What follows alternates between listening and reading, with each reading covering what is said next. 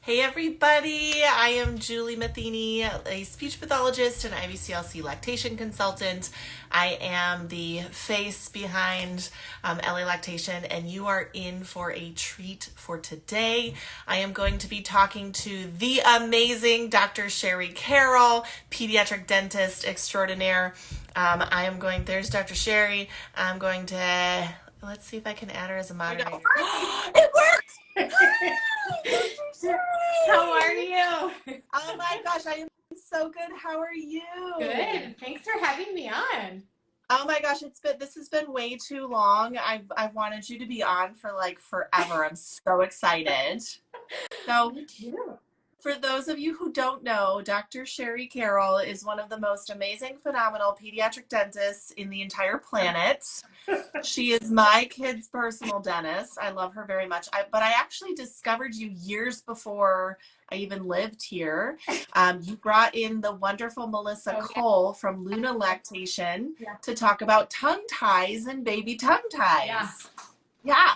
So you got rudely interrupted by your internet connection. Can you tell us a little bit about yourself? Yeah. So I am a pediatric dentist. I've been working for about almost 15 years in pediatric dentistry. I have a practice in Redondo Beach. I also teach at Children's Hospital. I teach at the residency program there.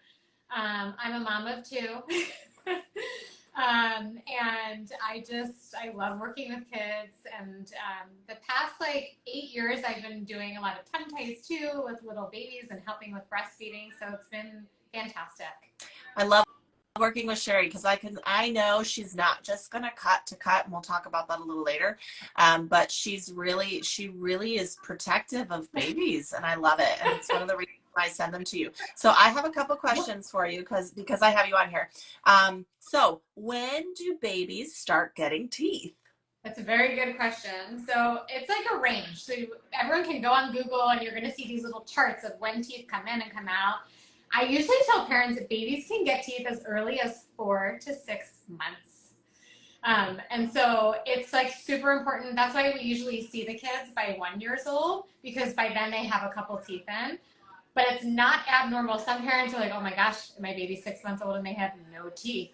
It's okay. Every kid, just like every other milestone, they kind of follow their own pattern, and that's totally okay. But in general, and even babies, people ask me about teething. Even though you don't see a tooth, a baby can definitely feel it moving in the bone. So 4 to 6 months, and sometimes even at 3 months, parents are like, oh, I think my baby's teething. They probably are. So what do you normally recommend for teething? Is there anything that you're like, oh yeah, this is my go-to, or this is what parents usually find? That's a good question. Definitely for the little ones, I love teething toys, and definitely, there's so much out there. I find in general, and I found this with my own kids, they actually didn't like the actual teething toys, like the ones that were frozen. Yeah, I like those. So those are like silicone, and you can put them in the refrigerator. And I usually tell parents, get a Tupperware container. Those are amazing. I like a Tupperware container. You put all those silicone ones in your fridge, so at least they're cool to the touch. Because I find babies like those more than the frozen things. Yeah, frozen is too hard. I found if you put the squishy gel ones in the freezer, they get so rock hard that I don't like ice. I don't like chewing ice. It bothers from a temperature perspective. So yeah, I like from the fridge. And it's a better option. Soft, so nice to the gums. And I usually tell parents that's the best thing. Not only does it numb the area, but it also, the more you chew with your gums, it thins out the gums, so it's easier for the tooth to cut through when it's ready. So yeah. I really like that. I'm a big proponent of suck as a reflex is there for the first 0 to 3 months. And then babies want to focus on chewing from 3-4 months on. Not only does it prime them for solid foods, but it helps with teething. The more they get that pressure in the gums, the more it helps pop those teeth through. Definitely. My big thing for teething is I tell people, there's a lot of teething gels out there. I usually tell parents to just stay away from it. The most popular ones, like Oragel, every couple of years it gets taken off the market, then it gets put back on. And so I usually tell parents it's numbs for 15 minutes anyway. So I'd rather have something cold in there and natural, and it works just as well. A lot of parents too will recommend homeopathics like camellia or arnica or the teether tablets, but I find the teething tablets are really tricky for babies under 6 months. Yeah. Because it's like a pellet in there that if they swallow that, like that's right. I know. And I usually say once they get to 6 months, if it's like interfering with sleeping or you're like, gosh, my baby's just like not eating, Advil or Motrin is always my in the pocket if nothing else is working. Once the pediatrician clears you that you can take the Advil or Motrin, it's just so much better. So yeah, and that's a good point. You want to talk to your pediatrician because they will give you a dose by weight. So a 10-pound baby will need a different dosage than a 15-pound baby, and they should be giving you that at your well baby checkups. They'll be like, oh yeah, it's 2.5 mLs, which comes in these teeny tiny syringes. So do make sure you check with the pediatrician because it is done by your specific baby's weight. Yeah. Okay. So once those teeth poke through, when do you start teeth brushing? So I usually say I like to introduce the toothbrush once you see like the full tooth in. It's really interesting. People parents don't know the tooth doesn't just appear. It's like a tiny little nub for such a long time.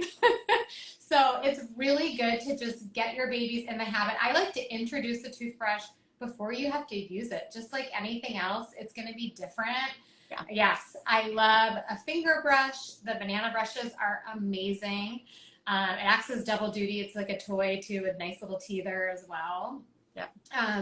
Those are fantastic. And it's just getting, like, your mouth has such a sensory rich environment. So the babies have to get used to having that stuff in there. Yeah.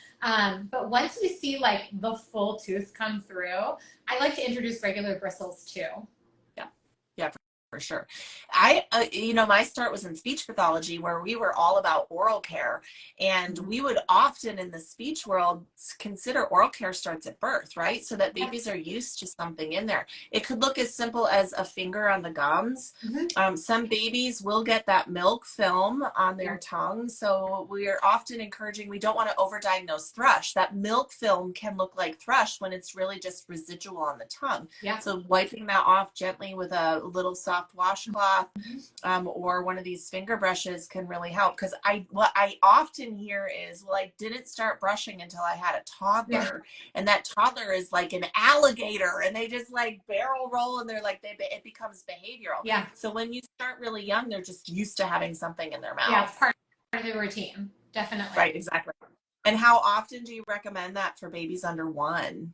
So really, I mean, there's all this stuff out there. I like before bed. Just trying to get the teeth clean before they go to sleep. Obviously in the morning, if they're in a really good mood and they're into it, that's great to work it in. But I'm realistic. I had two kids, little ones. Just at least make sure that's when kids will get cavities is right before they go to sleep. And especially if they are getting fed right before they go to sleep too, you just want to get that milk off the teeth. Yeah. Now, when do you recommend you kind of alluded to it earlier, but when do you recommend your first baby's dentist appointment? So around 1. And a lot of parents are like, well, my baby only has like 2 teeth or something like that. One of the biggest reasons why we say 1 year old is because that's when your kids are getting really mobile. That's when they're really testing out, can I run? Can I walk unassisted? And every child will eventually fall and they'll bump their mouth. And sometimes I look and I go, what teeth were in there and what teeth weren't? So I want to have that baseline of what was there. And again, like kids are across the board of what teeth they have and what teeth they don't. So it's really, really helpful to have that baseline. But the 1-year-old visit looks very different than when we go to the dentist. The kids are going to usually we have kids lay back in the chair with like on top of their parent. Sometimes we lay them across our laps too. But what we're doing is we're looking to see what teeth are in there. I actually do clean them too. And then usually I will put a little bit of fluoride on if parents are cool with that too. And it just helps strengthen the teeth to help prevent cavities. Cool. Now, you said a buzzword. A long time ago, we had a whole discussion about infant toothpaste, the pros, the cons, the risks, the benefits. So I do still occasionally have parents ask me about toothpaste, right? Because there are a lot of choices. There's risks and benefits, pros and cons. Yeah. If you could reassure patients, how are you having that discussion about baby toothpaste? What does it look like? How much is it? What are kind of choices out there? So yeah, there is so much out there. Definitely for littles, like training toothpaste is the most common. So it's basically just getting your kids used to a flavor on the toothbrush. That's it. And there's a lot out there. One of my favorites is like the Dr. Brown's ones. It's pretty natural, and it comes with a little mini toothbrush too, so it really helps as well. And what Um, age are you doing that? Are you encouraging like more like 6 months plus once they're on solid Yeah. foods for that? Yeah. And even you can even use, like I said, like you can use the toothbrush before to start introducing them to just like the bristles. It's a really cute little, I think it looks like a giraffe or something like that. It's a cute one. And then as the kids get older, you're right, fluoride is like such a buzzword. There's so much out there. The reason why dentists even talk about fluoride, usually an adult dentist like doesn't talk about it as much, but it's really highly talked about with children. And the reason why is their enamel is so much thinner than our enamel. So kids' teeth get cavities much easier than adult teeth do. So they've done tons of stuff. Over the years, we've tried like xylitol. We tried all these different things to try and see what can help mineralize the tooth to help strengthen it. And really, it's fluoride. Fluoride's the best thing, especially if the kids are starting to get cavities. That's when we kind of talk about it. But it's very different than, people are talking about fluoride ingestion. That's usually in liquid and things you're swallowing. Yeah. The toothpaste and stuff that you go to the dentist, it's topical. It's just going on the teeth that you see, and it's just helping the teeth that you see. You're not swallowing. If a kid swallowed it and you did blood work, you probably would come back, like you couldn't even detect it at that point. So yeah. It's different than systemic fluoride that's like in your body that you're getting from ingesting things. And I'm sure it does spark a debate in the dental community. Yeah. You see it, fluoride. That again is a discussion to have with your personal dentist. Yeah. Pros, cons, fluorinated water, the mineral sources you have, the area that you live, the kinds of water you're exposed to. But yes, there are fluoride toothpaste and there is fluoride-free toothpaste. Yeah. Lots of options. And that's what I usually tell parents. Like, you should never feel forced to do anything. And so that's like one of the reasons why you go to the dentist at 1 year old, to have those discussions and kind of see what works best for you. And parents will tell me, is even toothpaste, there's like the typical Crest and Colgate, and parents that are like, oh, I want something more natural. There's tons of toothpaste out there that you can, Amazon has like such a good selection of like more natural stuff that doesn't have a lot of chemicals in it, and that's great too. There's a lot out there. Yes, there's so many more products. It's Yeah. not just like one choice. It really does get to be your unique family system, your unique baby, your unique, what you're exposed to in your foods, your fluids, your waters, and all of that to really be making those choices. Yeah, for sure. Now, the big one for me is tongue tie. Yeah. Now, in the baby community, you really see people divided, that most pediatricians are not trained in ties, and you kind of hear in the parent groups, I went to my pediatrician, they dismissed me. Pediatricians will often refer to ENTs, ear, nose, and throat doctors, otolaryngologists, but again, it's hit or miss for whether they've been trained or not. Yeah. In your professional experience, why are pediatric dentists a great resource for tongue tie? So, I mean, number one, we're just used to being in the mouth all the time. So that's, we're always looking in there. And, dentistry isn't just about teeth. It's about all your oral structures. So we're just really in tune with oral structures and how your tongue is functioning. And that was my biggest thing. I got into tongue ties for breastfeeding because I had an experience with my own child with difficulty breastfeeding, and it was because of a tongue tie. And I couldn't believe I'm a pediatric dentist and I missed this. Like, it was just unbelievable to me. And so, number one, so we're used to looking in the mouth, and we're used to evaluating the mouth even on young babies. And then the big thing is a lot of pediatric dentists, we use lasers. So that's another big difference between other, an ear, nose, and throat doctor will usually either clip or put sutures in. We're also used to, because I'm doing so many procedures on kids, we're not putting a child under anesthesia or anything like that to do a tongue release or a lip release. So those kinds of things. And then it's just the experience of the provider too. Just how many have they seen? How many have they done? I definitely talk to parents, and you know, not every tongue tie, frenums are frenums. They're natural, they're normal in our mouths, and we're just looking for a certain type of tightness or restriction that's really interfering with feeding. And you know, most of the time too, I have parents fill out a pretty long form about what's going on at home, what's going on during feedings, and that kind of also adds to it as well. Yeah. Now, is every dentist trained in that in dental school, or is that something that you have to get additional training to get additional training. So, you know, in dental school, we learn about frenums. No, most dentists don't even use the laser in dental school. We don't talk anything about breastfeeding.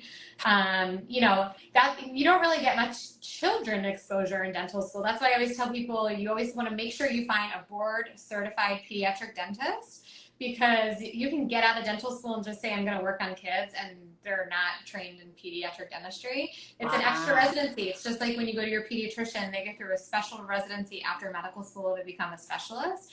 Same thing for pediatric dentists too. I had no idea. I had just assumed that you did it all. No. It's just because it takes like 3 hours for one patient in dental school.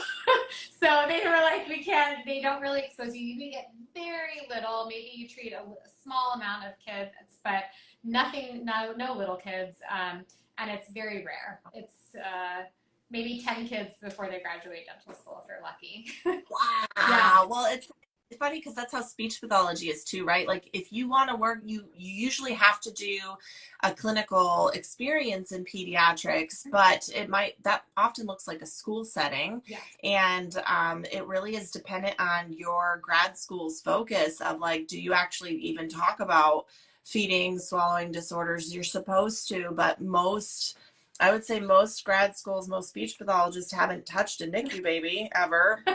You know, you have to go and see that additional I always say there's so much to learn in school, so they have to kind of have a hierarchy of what they can teach you. For sure. So Now, the other big thing that I get asked about is I'm often, because breastfeeding is having problems, I'm often the one that's identifying, hey, I'm suspecting a restriction here.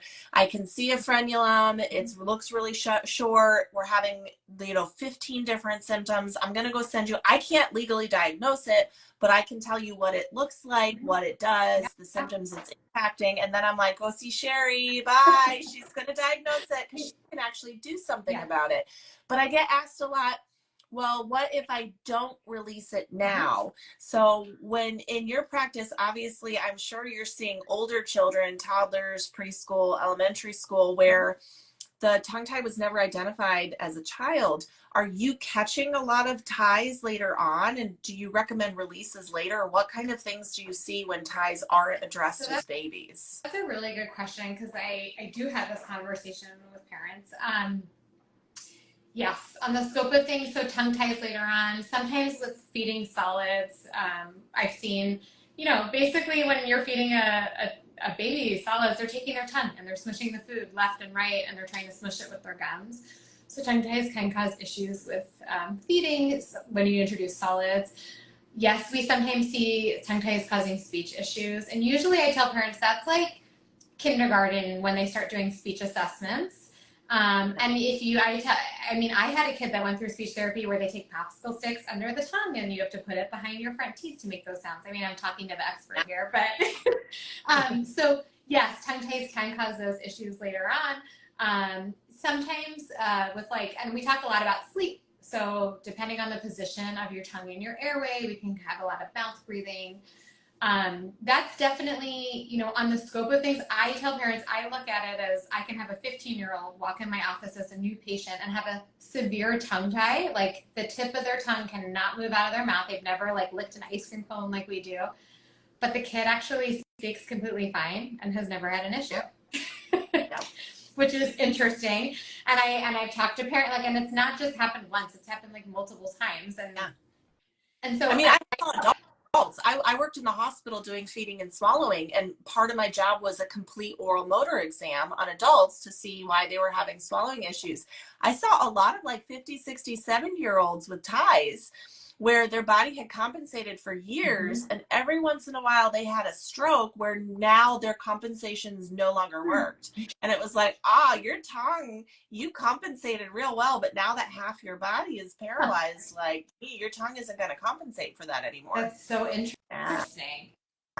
Yeah. I mean, because 60 years ago, tongue tie was a very different thing than now. The awareness was just different. If it was really severe, there were still some pediatricians or midwives that would still just scissor snip it at birth. Yeah. But if it's what we consider more posterior in the mouth, less obvious, a lot of times it was just like, they just didn't breastfeed well, bottle feed, formula feed. It was just a very different thing 50, 60 years ago. It's amazing.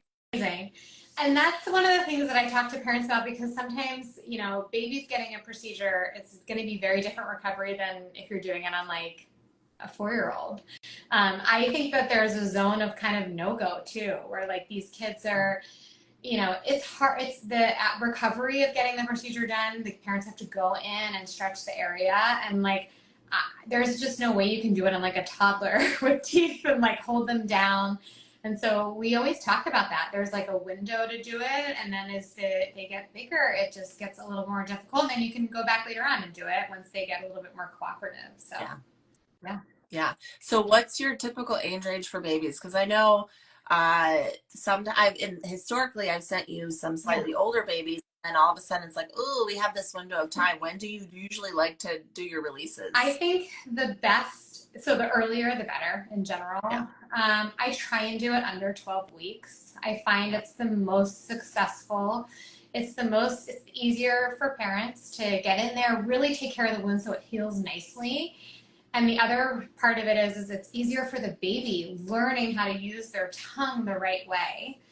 The more they use their tongue the wrong way, just the more difficult it can be to really get the hang of it. No matter, you can have the best lactation consultant ever. It's just harder work for the baby. Well, and it's like what we talked about. Suck as a reflex is there for the first, 11 to 14 weeks, where its reflexes are blueprints to teach the body how to move. So that suck is, you put something in the mouth and they want to suck on it.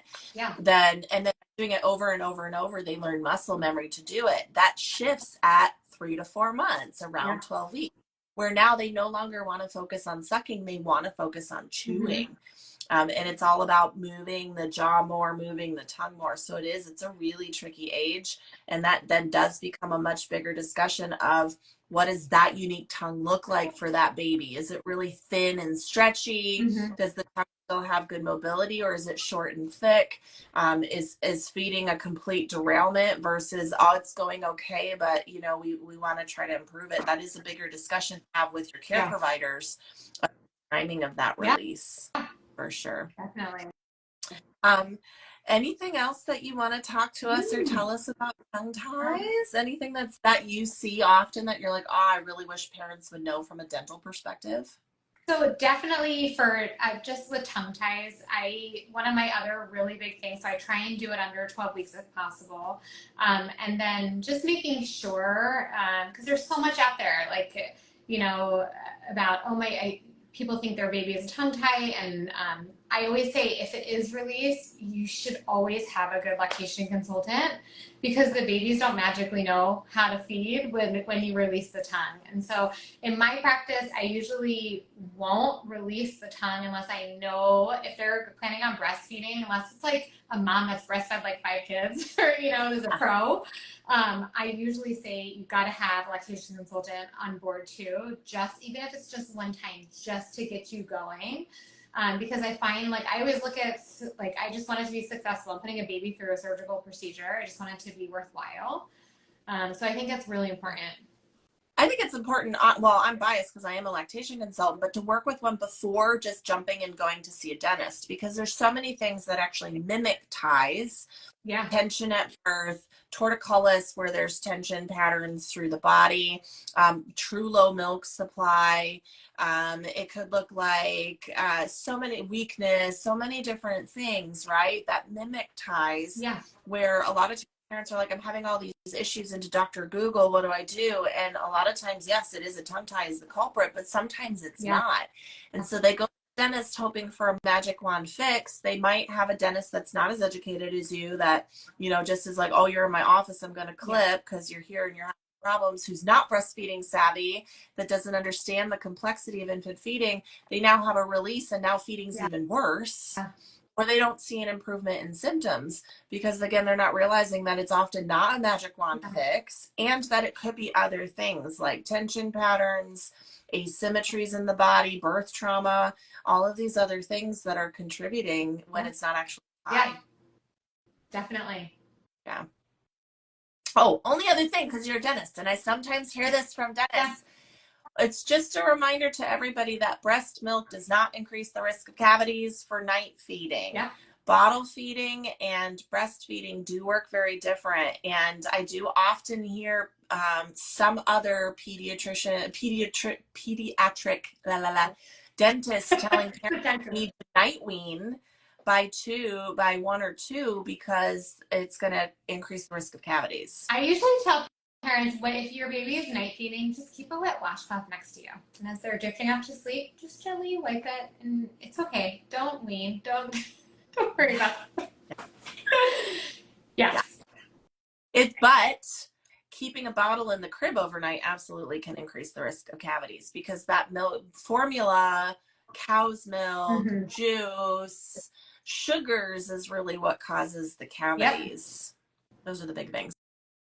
Oh, one other last question, because I love to ask this question because you'll get different opinions from different people. Pacifiers. What's your opinion on pacifiers?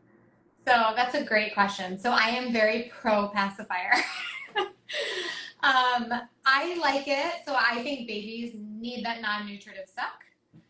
I think pacifiers is something that later on you can control.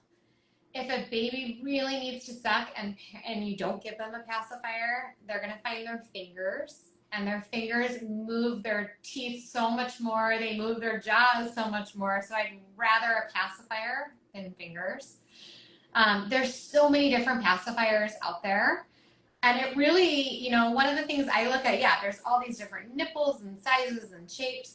And it depends on your baby's mouth. So one of the things we look at is when I do an exam looking for tongue ties, I look at their palate, and that really tells me I know what bottle is best for you and what's pacifier is best for you. Yeah. In the end, like, parents will go like, oh, I'm using an orthodontic pacifier, all of that stuff. They've actually done research in pediatric dentistry. It really doesn't matter what the nipple is. It depends on how heavy the kids suck over time. The heavier suckers really will move their teeth out. And then some kids just have it in their mouth all day, but it just lays in their mouth. And either way, the research shows by age 3, if you have dental flaring and you take away the pacifier, it goes back down. Isn't that crazy? Yeah. Fascinating. Because you'll hear different perspectives from different professions, right? Like pediatricians technically follow AAP guidelines that say out by 6 months. Lactation consultants who are diehard will be like, never, it's the brat. Speech pathologists are like, it's okay as long as, it doesn't interact with speech. Yeah. Some lactation consultants are like, we want the round shape to promote tongue cupping. Sure. We want tongue up on the roof of the mouth and not down on the floor of the mouth. So you're going to hear different perspectives, which is why I wanted to know your perspective, because I love it. No, I think it's okay. And it's definitely, it will change the shape of the upper jaw if they're really heavy suckers, like make a higher palate. But they've actually and again, I just look at the amount of kids that I see, and I sometimes think the higher palate, there is a genetic component in it. And sometimes I'm like, was that from pacifier use, or was that just your genetics too? And so I don't know. I am very pro pacifier. I love the fact too, if you don't have the joy of living by Sheri and having her as your dentist, she actually has a little mailbox for baby pacifiers.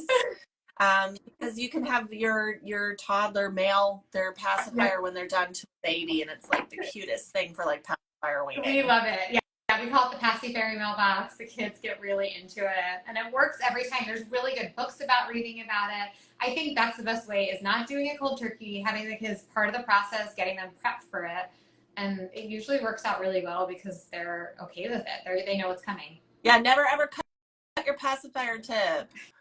We don't want to traumatize them. Yeah, we don't want to it can cause a choking hazard. The only other thing I will say is I do recommend a one-piece pacifier, because some of these two-piece pacifiers where it's like the Bink and the different plastic, this can actually detach from the pacifier with those heavy suckers. Oh, wow. Where they getting teeth, they end up biting through because of those front teeth, and then they bite through the nipple and it pops off. So that's my only caveat, is if you have a heavy sucker and you're noticing damage, if you have a two-piece pacifier, that can be a choking hazard. Yeah. Wow. But anyway, thank you so much for coming on. Thanks for having me. Lovely. Yes. I want to have you on like every week because I love chatting with you. Me too. I love all your wisdom and knowledge. If you're down here in the South Bay of Los Angeles, definitely go see Sheri. She's phenomenal. Her office is the cutest too. I mean, look at her wallpaper behind her. That's Instagram right there. Sometimes I like to go to Sheri's office just to do Instagram posts because her wallpaper is so much fun. We try and keep it fun and light. I know, I love it. So anyway, thanks everybody for tuning in. Go like Sheri's page. She's always got really fun stuff on pediatric dentistry. And I'm really glad you all joined us. And Sheri, we'll talk to you again soon, okay? Thank you. Thanks for having me. Bye. Bye.